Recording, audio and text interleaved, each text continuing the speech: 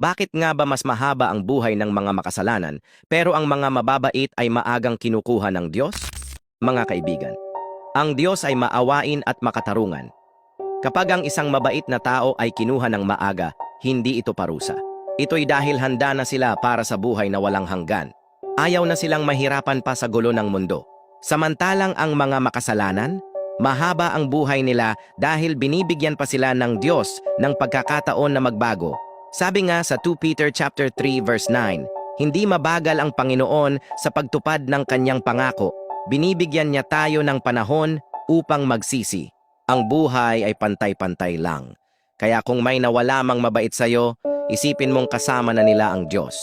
At kung ikaw ay nabibigyan pa ng oras, gamitin mo ito para magbago. Habang may buhay, may pag-asa. Tandaan mo yan. Kapiling na nila ang Diyos at ikaw, may oras ka pa.